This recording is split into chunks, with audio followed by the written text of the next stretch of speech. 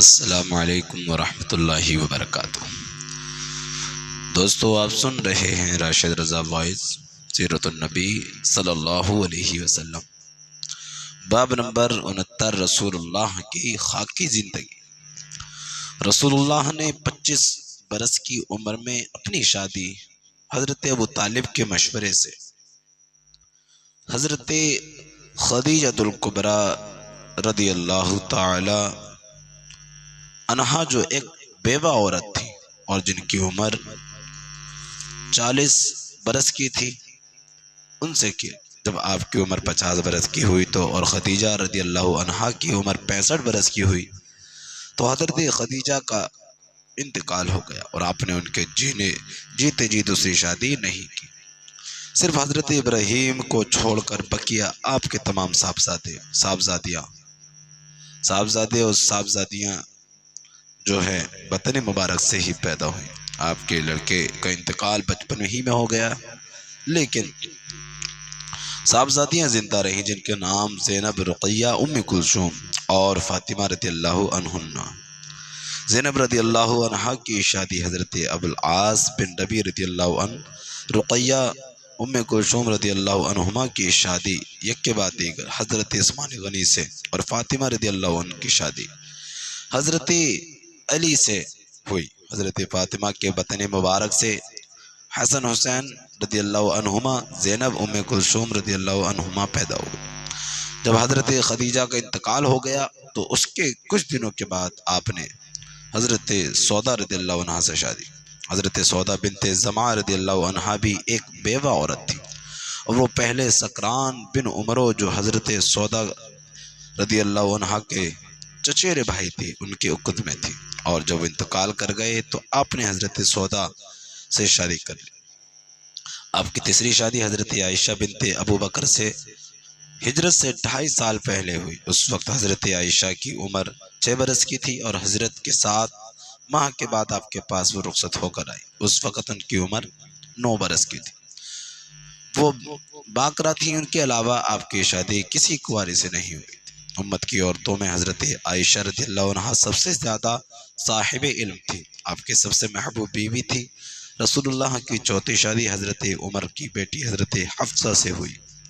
حضرت حفصہ کے پہلے شوہر خنیس بن حذافہ سہمی رضی اللہ عنہ جو بدر اور احد کے درمیان انتقال کر گئے تھے اور وہ بیوہ ہو گئی تھی، پھر آپ نے ان سے شادی کر لی۔ رسول اللہ کو امت کے بالمقابل 4 سے زیادہ شادیاں کرنے کی اجازت اللہ نے عطا فرمائی، اس لیے آپ مختلف اعراض و مقاصد کے تحت 4 سے زائد شادیاں کر سکتے تھے۔ رسول اللہ کی 5ویں شادی زینب بنت حجش رضی اللہ عنہا سے اللہ کے حکم سے ہوئی۔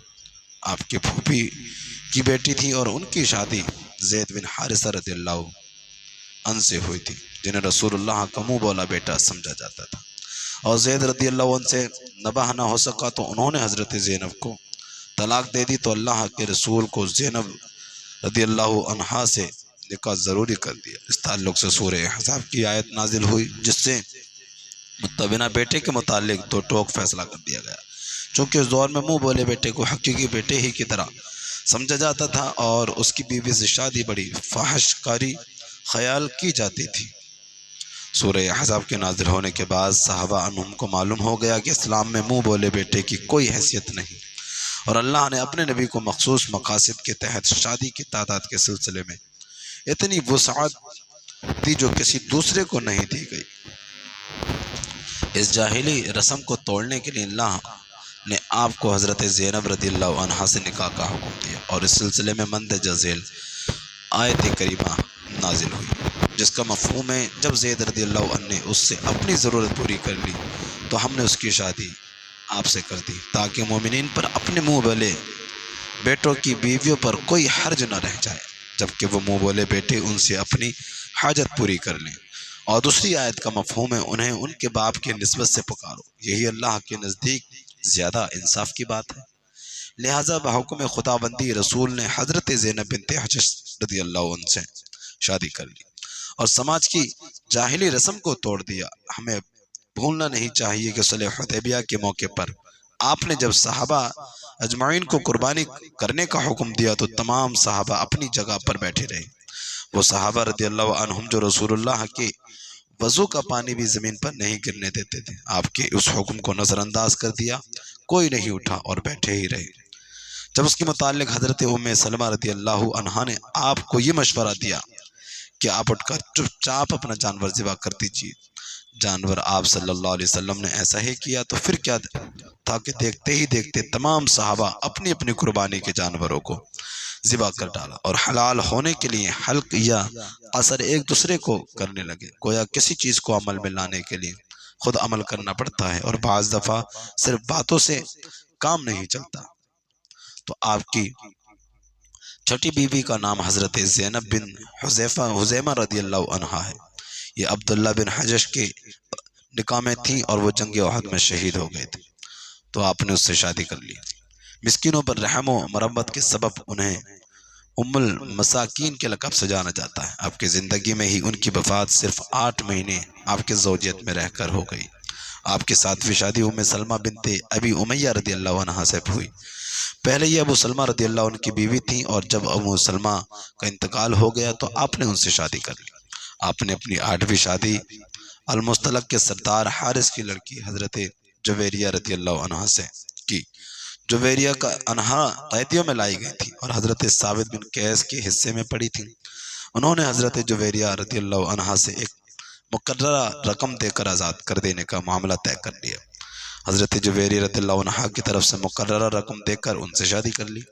آپ نے اپنی 9ویں شادی حضرت ام حبیبہ رملہ بنت ابی سفیان سے کی۔ ام حبیبہ عبداللہ بن حجش کے نکاح میں تھی اور ہجرت کر کے حبشہ گئی تھی۔ وہاں جا کر عبید اللہ بن حجش مرتد ہو گیا اور مر گیا، لیکن ام حبیبہ رضی اللہ عنہا اپنی ہجرت اور اسلام پر قائم رہی۔ جب آپ نے 7 ہجری میں اپنا خط دے کر عمرو بن امیہ زمر کو نجاشی کے پاس بھیجا تو نجاشی کو یہ پیغام بھی دیا کہ وہ ام حبیبہ سے آپ کا نکاح کر دے۔ شاہ حفص نے ام حبیبہ سے منظوری لے کر آپ سے نکاح کر دیا اور شرجیل بن حسنہ رضی اللہ عنہ کے ساتھ انہیں آپ کے پاس بھیج دیا۔ رسول اللہ کی 10ویں شادی حضرت صفیہ بنت حی بن اخطب رضی اللہ عنہا سے ہوئی۔ یہ خیبر کے قیدیوں میں تھیں۔ ان کے پہلے شوہر کا نام کنانہ بن ابی الحقیق ہے جو اپنی بدعہدی کے سبب قتل کر دیا گیا تھا۔ آپ نے حضرت صفیہ رضی اللہ عنہا کو آزاد کر کے ان سے شادی کر لی اور ان کی آزادی ہی ان کا مہر تھا۔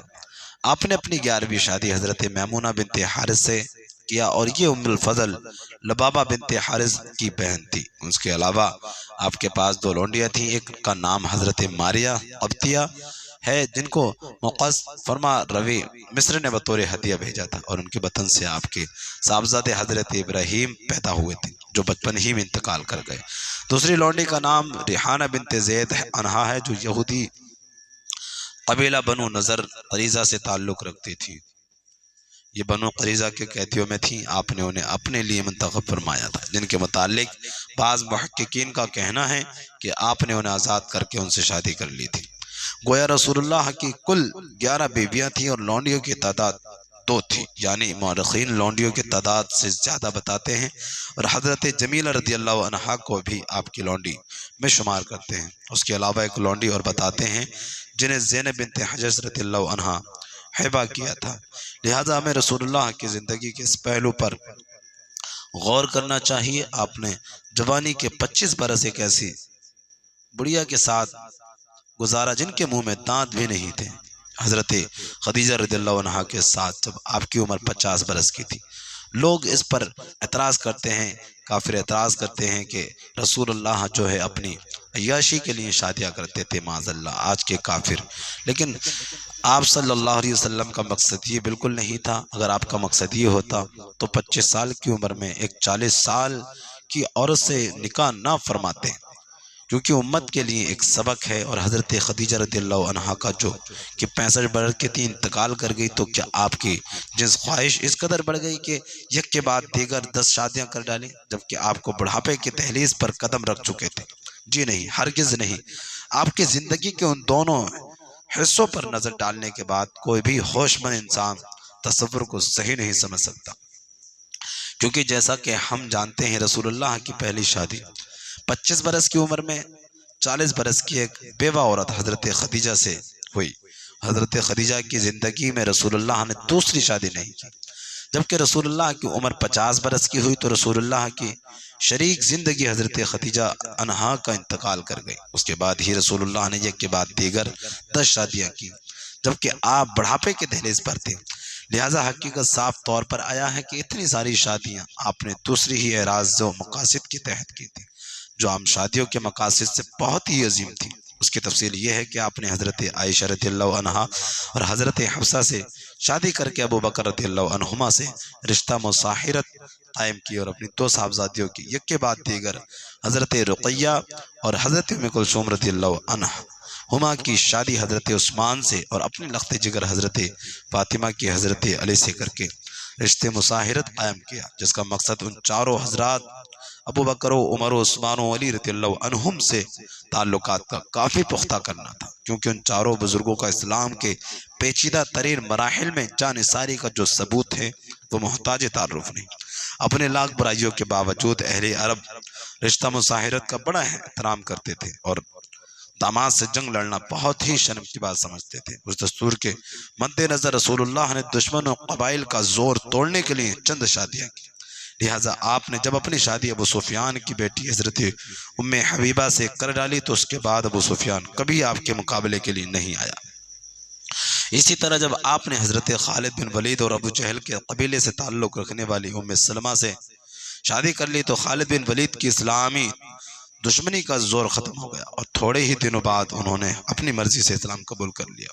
اسی طرح جب قبیلہ بنو المطلق اور بنو نذیر سے تعلق رکھنے والی حضرت جویریہ رضی اللہ عنہا حضرت حفصہ رضی اللہ عنہا آپ کی زوجیت میں آ گئیں تو ان قبیلوں نے اس کے بعد کبھی مسلمانوں سے محاذ آرائی نہ کی، بلکہ جب حضرت جویریہ کے نکاح میں آ گئیں تو مسلمانوں نے بنو عبد المطلق کے 100 گھرانوں کو جو ان کی قید میں تھے اس لیے آزاد کر دیا کہ یہ لوگ رسول اللہ کے سسرال کے لوگ ہیں۔ اور جب رب قدیر نے منہ بولے بیٹے کی حیثیت کے متعلق 2 ٹوک فیصلہ کیا تو رسول اللہ کو اپنے منہ بولے بیٹے کی بیوی سے شادی کرنے کا حکم دیا۔ اب اللہ کے فیصلے کے آگے دنیا کی طنز کا پروانہ کرتے ہوئے آپ نے زینب بنت حجش رضی اللہ عنہا سے شادی کر لی اور دستور عرب کے ایک بہت برے رواج کو ہمیشہ کے لیے مٹا ڈالا۔ رسول اللہ کو ایک ایسی غیر مہذب قوم کے لوگوں کو تربیت دینا تھا جس میں اسلام اصول کے مطابق مردوں اور عورتوں کے اختلاط کی گنجائش نہیں تھی۔ عورتوں کی تعلیم و تربیت مردوں سے کم ضروری نہیں تھی، اس لیے رسول اللہ کے پاس یہی ایک راستہ بچ گیا تھا کہ آپ کی مختلف عمر اور صلاحیت کی عورتوں کو اپنے نکاح میں شامل کر لیں اور انہیں تعلیم و تربیت دے دیں، جس سے وہ دنیا کی دوسری عورتوں کو تربیت دے سکیں اور انہیں شریعت کے مسائل سکھا سکیں۔ لہٰذا ہم دیکھتے ہیں کہ رسول اللہ کی خاکی زندگی کو امت تک پہنچانے میں زیادہ تر امہات المؤمنین کا ہی رول ہے، اور ان میں بھی بالخصوص وہ امہات المؤمنین جنہوں نے لمبی عمر پائی، مثلا حضرت عائشہ جن سے سب سے زیادہ حدیث مروی ہیں اور انہوں نے رسول اللہ کے افعال و اقوال خوب روایت کی۔ صحیح بخاری شریف میں انس بن مالک بیان کرتے ہیں کہ 3 شخص رسول گرامی کی عبادت کا حال معلوم کرنے کے واسطے حضور کی ازواج مطہرات کے پاس حاضر ہوئے۔ جب حضور کی عبادت کی ان لوگوں کو خبر ملی تو اس کو حقیر خیال کر کے کہنے لگے، ہم لوگوں میں حضور انور میں بہت بڑا فرق ہے، کیونکہ اللہ تعالیٰ نے حضور انور کے تمام اگلے پچھلے بنا گناہ معاف کر دیے اور ہم لوگوں کو زیادہ عبادت کرنا چاہیے۔ ان تینوں میں سے ایک شخص کہنے لگا کہ میں تو تمام شب نماز پڑھا کروں گا، دوسرے نے کہا میں تمام عمر روزے رکھوں گا، تیسرے نے کہا میں کبھی نکاح نہ کروں گا اور تو سے بچتا رہوں گا۔ ان کے مشورے کے حضور کے پاس خبر پہنچی تو حضور ان لوگوں کے پاس تشریف لائے، ان لوگوں سے فرمایا کیا فلاں گفتگو تمہیں لوگوں میں ہوئی؟ ان لوگوں نے عرض کی جی ہاں۔ حضور نے فرمایا خدا کی قسم ہے تم لوگوں کی نسبت سب سے زیادہ خدا سے ڈرتا ہوں، سب سے زیادہ متقی ہوں، لیکن اس کے باوجود میں روزہ بھی رکھتا ہوں، افطار بھی کرتا ہوں، نماز بھی ادا کرتا ہوں، سوتا بھی ہوں، عورتوں سے نکاح بھی کرتا ہوں۔ جو شخص میری سنت سے انکار کر گیا وہ مجھ سے نہیں۔ صحیح بخاری شریف میں ہے، حضرت عائشہ بیان کرتی ہیں کہ ایک عورت نے رسول اللہ سے حیض کے غسل کے متعلق دریافت کیا۔ حضور نے فرمایا جس طرح غسل کا طریقہ ہے اسی طرح البتہ اتنا اور کرے کہ مشک کا ایک ٹکڑا لے کر اس سے پاکی کرے۔ اس نے عرض کیا یا رسول اللہ اس کی کیا صورت ہے؟ حضور انور نے فرمایا سبحان اللہ، یہ بھی مجھ سے دریافت کرنے کی بات ہے۔ پاکی کے طریقے پر کرے۔ حضرت عائشہ عنہا کہتی ہیں کہ یہ سن کر میں نے اس عورت کو اپنی طرف کھینچ کر بتلایا، اس سے مقام مخصوص صاف کرے۔ امہات المؤمنین کے ساتھ رسول اللہ کی رہائش نہایت شریفانہ اور عمدہ انداز کی تھی، اور ازواج مطہرات عنہن بھی صبر و قناعت کا مرکہ تھی۔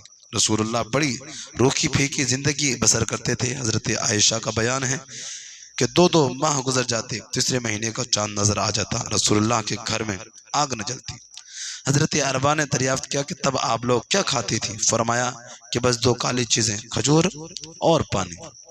حضرت انس رضی اللہ عنہ نے بیان کیا کہ مجھے معلوم نہیں کہ رسول اللہ کبھی میدے کی نرم روٹی کھائے ہو یا بھنی بکری دیکھی ہو، یہاں تک کہ اللہ کو پیارے ہو گئے۔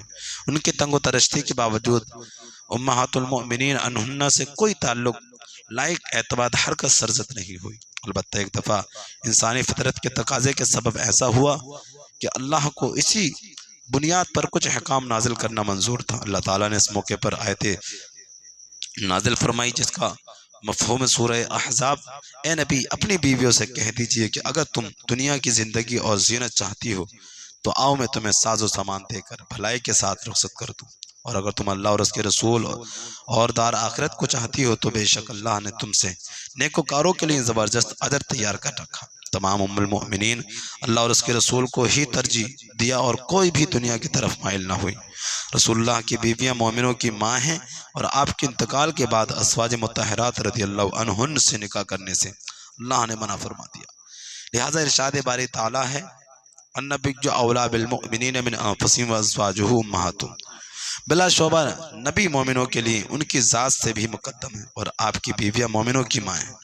اے نبی کی بیویوں تم عام عورتوں کی طرح نہیں ہو، اور جس کا مفہوم ہے نبی ہم نے آپ پر آپ کی وہ بیویاں حلال کر دی ہیں جن کے حق مہر آپ ادا کر چکے ہیں، اور کنیزیں بھی جو آپ کے قبضے میں ہیں، جو اللہ نے آپ کو غنیمت کے مال سے دی ہیں، نیز آپ کے چچا پھوپھیوں ماموں اور خالاؤں کی بیٹیاں بھی جنہوں نے آپ کے ساتھ ہجرت کی، نیز وہ مسلمان عورتیں بھی جس نے اپنے آپ کو نبی کے لیے ہبہ کر دیا اور نبی اس کو نکاح میں لینا چاہے، یہ رعایت صرف آپ کے لیے ہے، دوسرے مسلمانوں کو نہیں۔ رسول اللہ بہت سخت زندگی بسر کرتے تھے، رات میں نماز تہجد پڑھتے تھے اور قیام رکوع سجود اتنا لمبا کرتے تھے کہ قدم مبارک سوج جاتا تھا۔ قرآن کو آپ کو ٹھہر ٹھہر کر پڑھتے تھے، تمام انسانوں سے زیادہ اللہ سے ڈرتے تھے، سب سے زیادہ عبادت کرتے تھے۔ آپ کا اخلاق قرآن کا آئینہ تھا، سب سے زیادہ سخی تھے، سب سے بڑھ کر محبت کرنے والے تھے، اور آپ مسلسل معرکہ آرائیوں میں 20 برس سے زیادہ وقت گزارا، لیکن آپ کو کوئی ایک معاملہ دوسرے معاملے سے غافل نہ کر سکا۔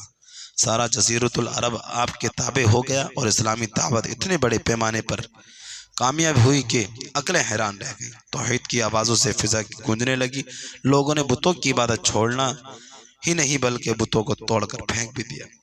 بکھری ہوئی قوم اور قبیلے ایک ہو گئے، اور انسان بندوں کی بندگی سے نکل کر اللہ کی بندگی میں داخل ہو گئے۔ تو دوستو یہ تھا باب نمبر 79۔ آپ حضرات کو پسند آیا تو چینل کو سبسکرائب کر کے بیل آئیکن کو ضرور دبا دیں۔